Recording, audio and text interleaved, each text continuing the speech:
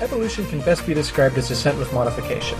In a nutshell, what this means is that different individuals of the same species display different versions of a trait. Because in a given environment, some versions of a trait will make one more likely to survive and mate than others, the genetic composition of a population will change over time in response to its environment.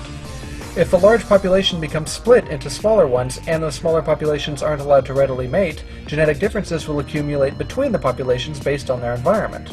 After enough time passes, the populations will no longer be capable of mating at all, and a new species is said to have formed. The main mechanisms driving evolution are mutations, natural selection, and genetic drift. Random mutations provide the raw information necessary for the other mechanisms to work upon. Natural selection is by definition a non-random process whereby the environment favors one trait, leading to its accumulation in the population. It is precisely for this reason that evolution is not a blind random process because, after all, one of its main mechanisms is by definition non-random. Lastly, genetic drift is the random change in gene frequency which, in small populations, tends to accelerate evolution.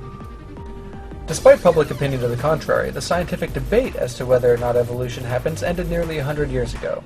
Now, evolution is known as the unifying theory of biology simply because it unites the disciplines. What this means is that advancements gained in one field can be applied to others. It's also worth noting that the theory of evolution isn't about whether or not evolution occurs. That's an undisputable fact. The theory, however, describes where, when, how, and the precise mechanisms by which evolution occurs.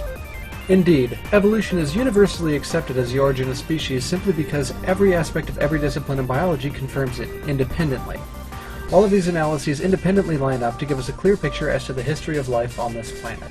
It is for this reason that after 150 years of rigorous scientific testing every day, not a single observation or experiment has been made which has falsified the unifying theory of biology.